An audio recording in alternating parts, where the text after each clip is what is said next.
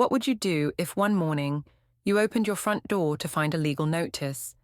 Your husband filing for divorce, listing nights you spent at another man's house as evidence.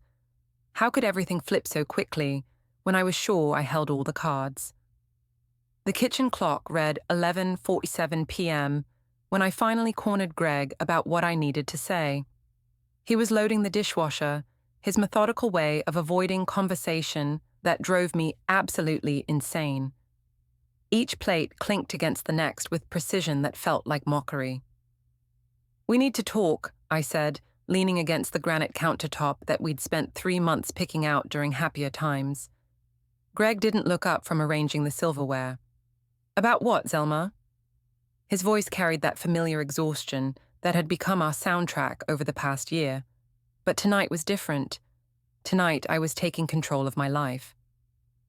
"About me staying at Derek's place tomorrow night." The dishwasher door closed with a soft thud. Greg's shoulders tensed beneath his worn Stanford t-shirt, the one I'd bought him for his birthday 3 years ago, when I still thought his quiet intelligence was charming rather than suffocating. "Derek Hoffman, your college friend." He turned around slowly, his brown eyes searching my face with an expression I couldn't quite read. "The one who's been texting you at all hours?" "He's going through a rough time with his job situation," I said, crossing my arms. "And yes, Derek, we've been friends for over a decade, Greg. Since before I even met you. Friends don't usually invite married women for sleepovers, Zelma." The way he said my name, like he was tasting something bitter, made my chest tighten with frustration. This was exactly the kind of controlling behavior that had been strangling our marriage. "See? This is exactly what I'm talking about." I pushed off from the counter, pacing to the window that overlooked our perfectly manicured suburban lawn. "You can't stand the idea that I have male friends, that I have any friends at all, really. That's not—" "It is, Greg. You've systematically made me feel guilty about every friendship, every social event, every moment I spend away from this house." The words tumbled out faster now, fueled by months of resentment I'd been storing up. Derek is offering me a safe space to just be myself for one night, to remember who I was before I became just Greg's wife and Lila's mom. Greg leaned back against the sink, his IT specialist's logical mind probably cataloguing every word for later analysis. It was infuriating how calm he could remain when I was pouring my heart out. "What exactly does being yourself involve at Derek's apartment overnight?" "God, do you hear yourself right now?" I spun around to face him fully. "You're interrogating me like I'm some criminal. We're going to talk, maybe watch old movies, drink some wine, and catch up on life. You know, normal friend activities that normal husbands don't turn into federal investigations." "Normal friends don't require overnight stays, Zelma. Normal friends meet for coffee or dinner and go home to their families." Maybe that's the problem with our marriage. Everything has to be normal, according to Greg Madson's Handbook of Acceptable Behavior. I could feel my voice rising, but I didn't care. Lila was asleep upstairs, and this conversation was long overdue. "When was the last time you did anything spontaneous? When was the last time you made me feel like I was more than just another piece of furniture in your perfectly organized life?" Greg's jaw tightened, the only sign that my words had hit their target. "So this is about me now? About what I'm not giving you?" "It's about the fact that Derek listens to me. Really listens. When I tell him about my day, he doesn't immediately start problem-solving or explaining why my feelings are illogical. He just gets it. And I don't." The question hung in the air between us, loaded with 7 years of marriage, countless small disappointments, and the growing distance that neither of us seemed able to bridge. "No, Greg, you don't." He was quiet for a long moment, processing this information with the same methodical approach he brought to debugging code. Finally, he spoke. "So, what are you asking me exactly?" "I'm telling you that I'm staying at Derek's tomorrow night. I'm not asking permission. I'm informing you as a courtesy because we're married, and you deserve to know where I am." And if I say I'm not comfortable with that? This was it, the moment I'd been building toward for weeks. I took a deep breath, feeling the power of my position settle around me like armor. Then maybe you need to ask yourself why you married someone you don't trust. And maybe I need to ask myself why I married someone who wants to control my every move. Greg's face went very still. What's that supposed to mean? It means that if you can't handle me maintaining friendships with people who actually care about my emotional well-being, then maybe we need to seriously reconsider this marriage. The words landed exactly as I'd intended them to. Greg's eyes widened slightly, and I saw him swallow hard. I'd never threatened divorce before, not directly. It was the nuclear option, and we both knew it. You're threatening to leave me because I don't want my wife sleeping at another man's apartment. I'm telling you that I refuse to live in a prison disguised as a marriage. Derek makes me feel alive again, Greg. When I'm with him, I remember what it's like to laugh, to feel interesting, to feel desired. The last word slipped out before I could stop it, and I saw Greg flinch as if I'd slapped him. Desired, he repeated quietly. As a person, Greg, as someone worth listening to and spending time with, not just as someone whose job it is to keep your house clean and raise your daughter and warm your bed twice a month when you can spare the time from your precious work projects. Greg pushed off from the sink and walked to the kitchen island, placing his hands flat on the surface. His knuckles were white with tension. So this is my fault. Our problems, your unhappiness, your need to spend the night at another man's house. It's all because I'm such a terrible husband. I'm not saying you're terrible. I'm saying we've grown apart, and instead of trying to fix it, you've just accepted it. Derek hasn't. Derek doesn't have a mortgage and a child and a job that requires 60-hour weeks to keep our family financially stable. There it is, I said, feeling vindicated. Everything is about practical concerns with you. When was the last time you asked me how I felt about anything? When was the last time you touched me just because you wanted to, not because it was Saturday night and you thought it was expected? Greg was quiet again, and I could see him retreating into that internal space where he processed difficult emotions. It was exactly this kind of withdrawal that had driven me to seek connection elsewhere. So you've already decided, he said finally. You're going regardless of how I feel about it. I'm going because I need this, Greg. I need to feel like myself again, even if it's just for one night. And if you can't understand that, if you can't trust me enough to let me have one evening with a friend who actually values my company. I let the sentence hang unfinished, the implied threat clear between us. Greg looked at me for a long moment, his expression unreadable. Then he nodded slowly. Okay. Okay? If that's what you need to do, Zelma, then do it. But don't expect me to pretend I'm happy about it. Relief flooded through me, mixed with something that might have been disappointment. Part of me had wanted him to fight harder, to show some passion, some indication that the thought of losing me actually mattered to him. Thank you, I said quietly. I'll pick up Lila from school tomorrow and handle dinner. What time should I tell her you'll be home? The casual way he shifted into logistics mode stung more than anger would have. This was Greg. Even in the middle of our marriage imploding, he was thinking about pickup schedules and meal planning. Saturday morning. I'll be back by 10 to take her to soccer practice. Fine. He turned toward the stairs, then paused. Zelma? Yeah? I hope you find whatever it is you're looking for. Something in his tone made me look at him more closely, but his face was already turning away. I heard his footsteps on the stairs, slow and measured, and then the soft click of our bedroom door closing. I stood alone in the kitchen, surrounded by the detritus of our family life, Lila's artwork magneted to the refrigerator, Greg's coffee mug still sitting by the sink, the grocery list I'd been adding to all week. The house felt different somehow, charged with the electricity of change. I pulled out my phone and scrolled to Derek's name. It's happening, I typed. Tomorrow night. He said yes. The response came back almost immediately. Are you sure about this, Z? Once you cross this line? I stared at the message for a long moment. Derek had been asking me that question in various forms for weeks now. Are you sure? Are you ready? Do you know what you're doing?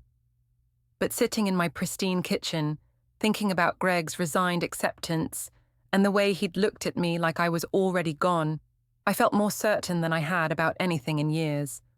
I'm sure, I typed back. I need this. Then I'll be here, always.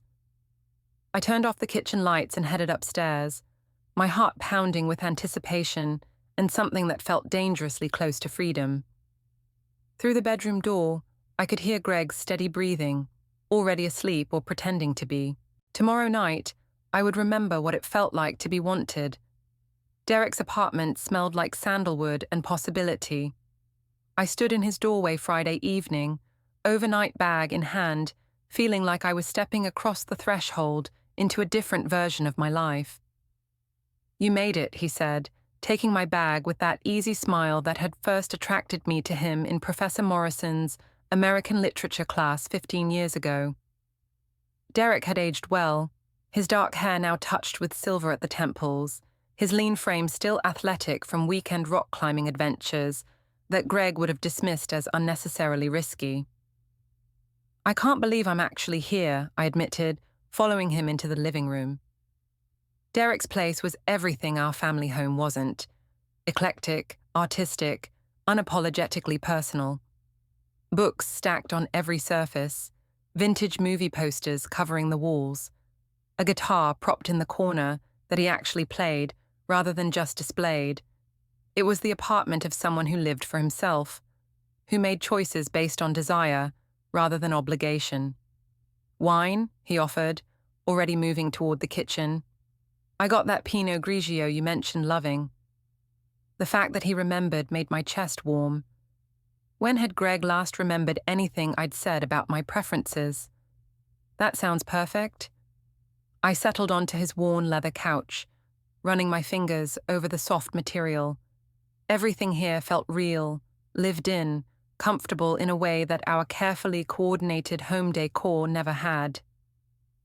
So, how did Greg take it? Derek asked, returning with 2 glasses of wine. Better than I expected, honestly. He just accepted it, like everything else.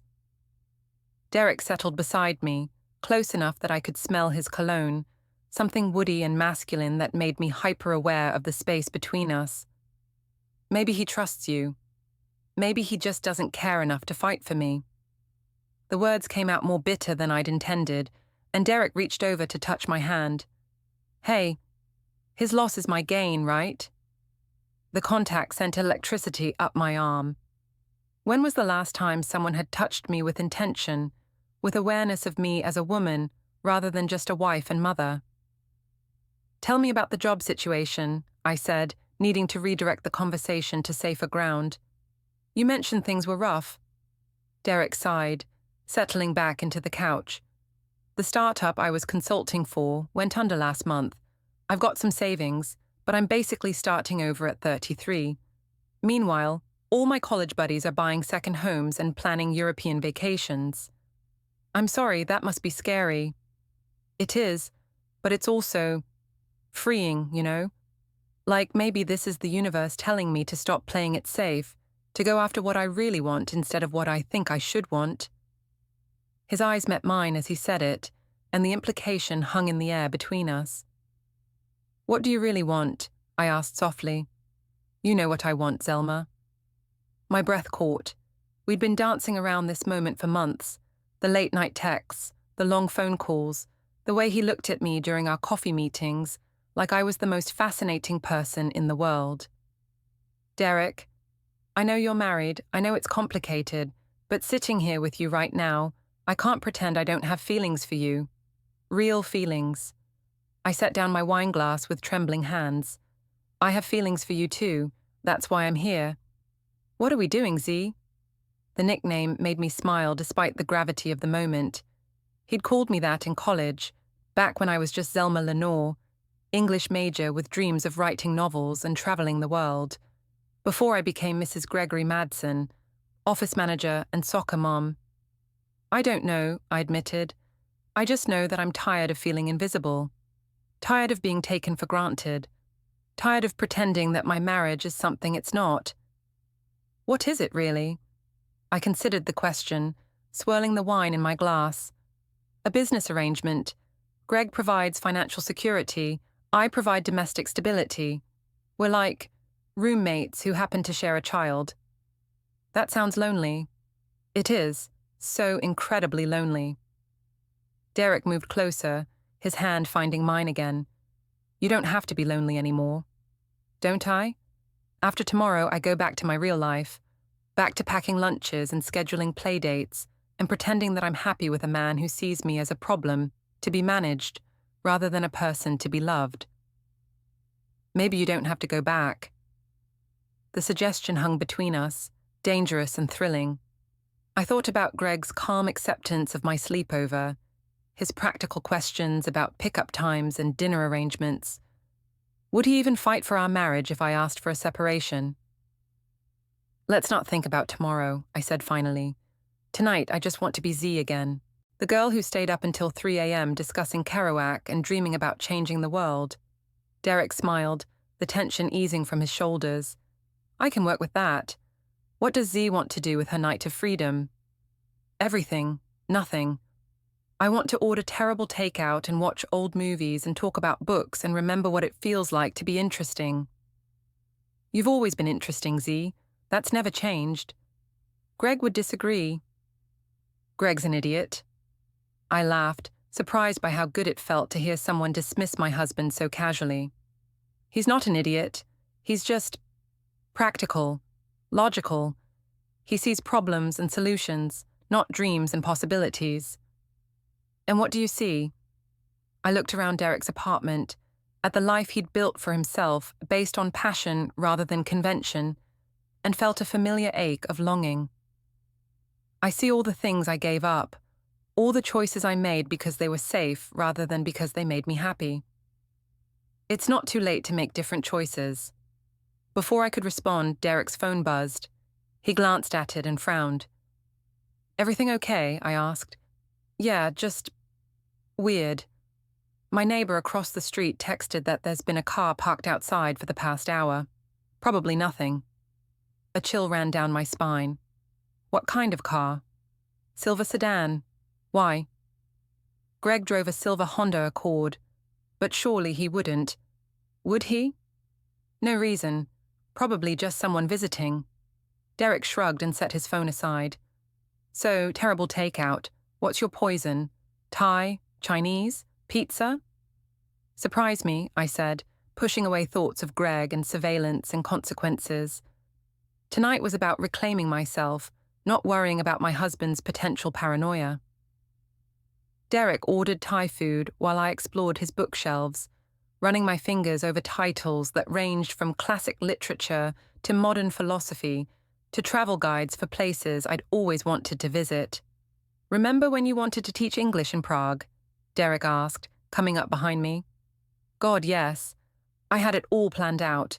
I was going to spend a year there after graduation, then come back and write the great American novel about my experiences abroad. What happened? I turned to face him, acutely aware of how close he was standing. Life happened. I met Greg, got pregnant with Lila, and suddenly all my dreams seemed selfish and impractical. Dreams aren't selfish, Z. Aren't they? When you have a child depending on you, when you have responsibilities. You can have both, responsibility and dreams. They don't have to be mutually exclusive. Try telling that to Greg. According to him, wanting anything beyond our current life is just evidence of my inability to appreciate what we've built together. Derek's hand came up to cup my cheek, his thumb tracing across my skin with devastating gentleness. You deserve to be appreciated, Zelma. You deserve to be cherished, not just tolerated. Derek, I'm not asking you to make any decisions tonight. I just need you to know that someone sees you, really sees you, the woman you are, not just the roles you play. The space between us seemed to shrink until I could count the flecks of gold in his brown eyes. This was the moment, the point of no return that we'd been building toward for months. The doorbell rang.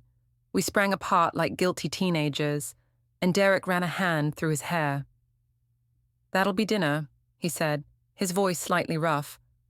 While he dealt with the delivery, I walked to his living room window and peered through the blinds. The street looked normal. A few parked cars, porch lights glowing, the kind of quiet suburban scene that could have been lifted from my own neighborhood. But something felt off. Maybe it was guilt, or maybe it was intuition, but I couldn't shake the feeling that we were being watched. "Food's here," Derek called, and I forced myself to step away from the window. We ate cross-legged on his living room floor, sharing pad thai and spring rolls while an old Cary Grant movie played on his laptop. It felt intimate and illicit and absolutely perfect. "This is nice," I said, leaning back against the couch with my wine glass. "Yeah?" "Yeah. When was the last time you ate dinner on the floor?" Derek laughed. "Probably college." "When was the last time you did anything just because it sounded fun?" I considered the question seriously. I honestly can't remember. Everything in my life is scheduled, planned, optimized for maximum efficiency. Even our date nights, when we have them, are carefully orchestrated events designed to check the quality time box rather than actually enjoy each other's company. That sounds exhausting. It is. Sometimes I feel like I'm drowning in my own life. Derek set down his wine and looked at me seriously. "What would it take for you to feel like yourself again?" "I don't know. Space to breathe, maybe? Permission to want things that aren't practical or responsible? Someone who thinks my thoughts and feelings are worth hearing. You have that, here, with me. For one night. For as long as you want it." The weight of his words settled over us, and I knew we were approaching dangerous territory again. But instead of pulling back, I found myself leaning forward. "Derek, I need you to know that whatever happens tonight, whatever we do or don't do, this isn't just about being unhappy in my marriage. This is about you, about us, about the connection we have." "I know," he said softly. "I've known since that first coffee date 3 months ago. The way you lit up when you talked about the book you were reading, the way you really listened when I told you about my travel plans. I hadn't felt that kind of connection with anyone in years. I felt it too. I kept telling myself it was just friendship, that I was reading too much into it because I was lonely. But I've never been able to talk to Greg the way I talked to you. Even in the beginning, even when we were happy, it was never like this." Derek reached over and took my hand, intertwining our fingers. "So what do we do about it?" I looked down at our joined hands, his slightly rough from rock climbing, mine soft from years of office work and hand cream. It felt right in a way that terrified me. "I don't know," I whispered. "I just know I don't want this night to end." "Then let's not think about it ending. Let's just be here, right now, together." I nodded, squeezing his hand. Outside, the world continued spinning. Greg was probably putting Lila to bed, reading her the same 3 stories she requested every night, following the routine we'd established years ago. But here, in Derek's apartment, time felt suspended. We talked until nearly 2 in the morning, sharing stories and dreams and fears with the kind of honesty that I'd forgotten was possible between 2 people. When Derek finally suggested we get some sleep, I felt a flutter of nervous anticipation. "I can take the couch," he offered. "Don't be silly, we're adults." But lying in his bed, just lying there, fully clothed, talking in the dark, felt more intimate than anything I'd experienced in years. Derek told me about his plans to maybe teach English abroad, to finally write the novel he'd been outlining for a decade. I told him about the poetry I used to write, hidden in a journal that I hadn't opened in 5 years. "You should start writing again," he murmured, his voice sleepy. "Maybe I will." "Promise me." "I promise." Somewhere in the early hours of morning, we fell asleep like that, talking, dreaming, planning futures that felt possible in the safety of darkness. When I woke up, Derek's arm was around me, and for the first time in years, I felt like I was exactly where I belonged. Saturday morning arrived with harsh sunlight streaming through Derek's bedroom window, and the jarring buzz of my phone alarm. Reality crashed back into focus as I remembered where I was and what I'd done. Nothing had happened. Not really. We'd slept in the same bed, fully clothed, with Derek's arm around me, like a protective barrier against the world. But lying there in the golden morning light, feeling more rested and content than I had in months, I knew that something fundamental had shifted. "Morning, beautiful," Derek murmured against my hair.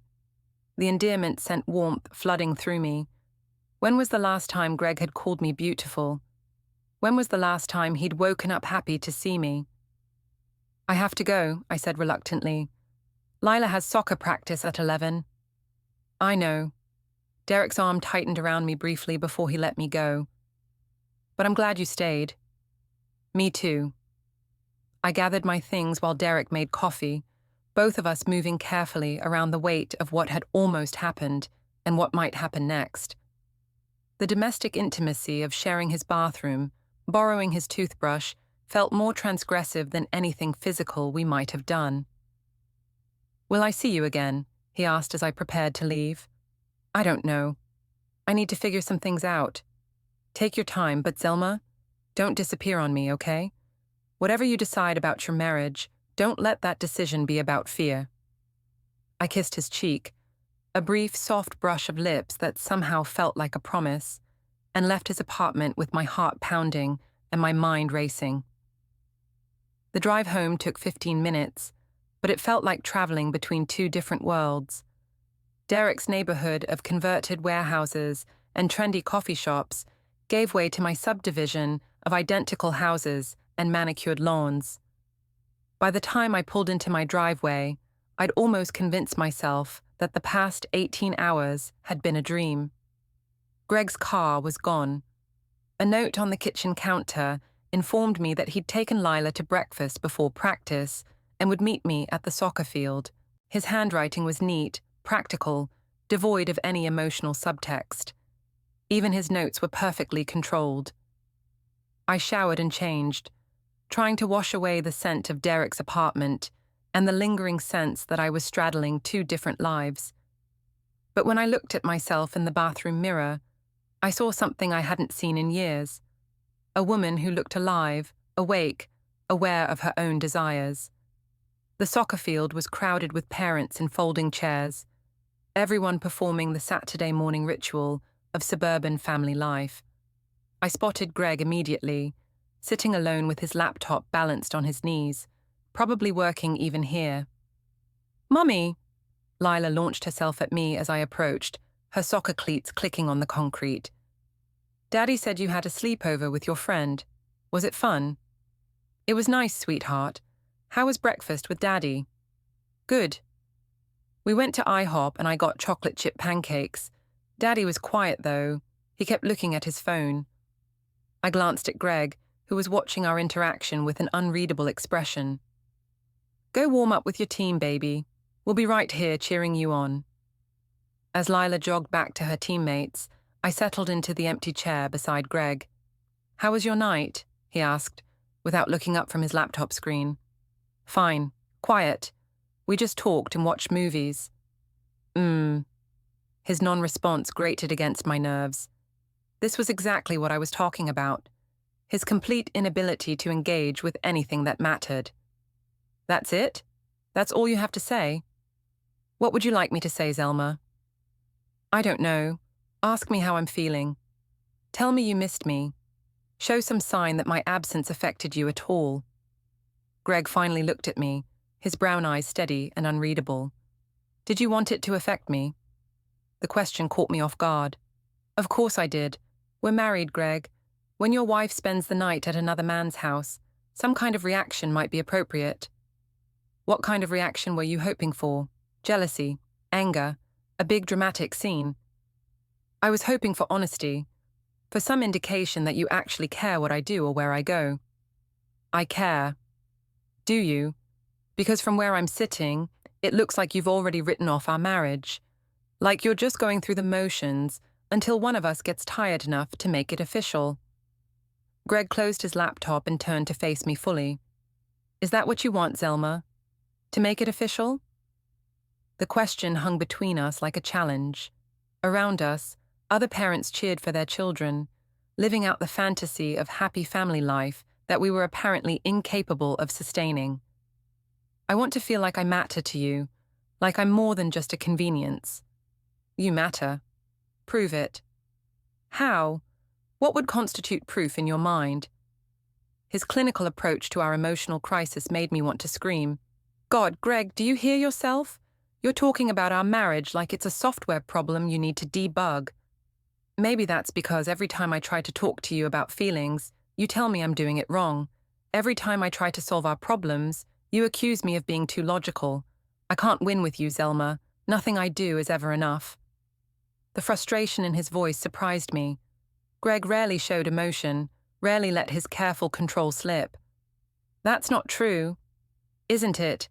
When was the last time you thanked me for working 60-hour weeks to support our family?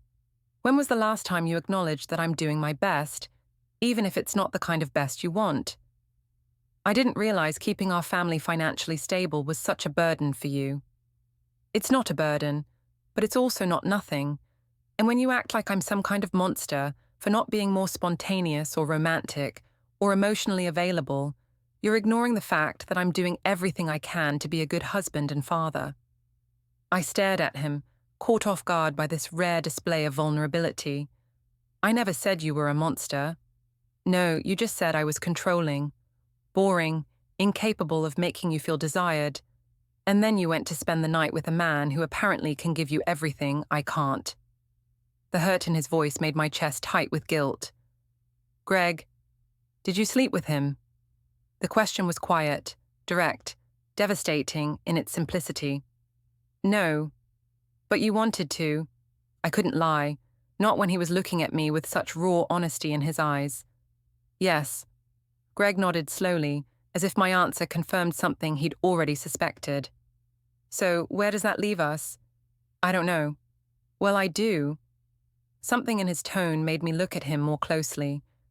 There was a resolve there that I'd never seen before, a quiet determination that sent a chill down my spine. What do you mean? I mean that I'm done pretending this marriage is working. I'm done being the villain in your story, the controlling husband who's holding you back from your dreams and desires. Greg, you're not. I am, though, at least in your mind, and maybe you're right. Maybe I am too practical, too boring, too emotionally unavailable.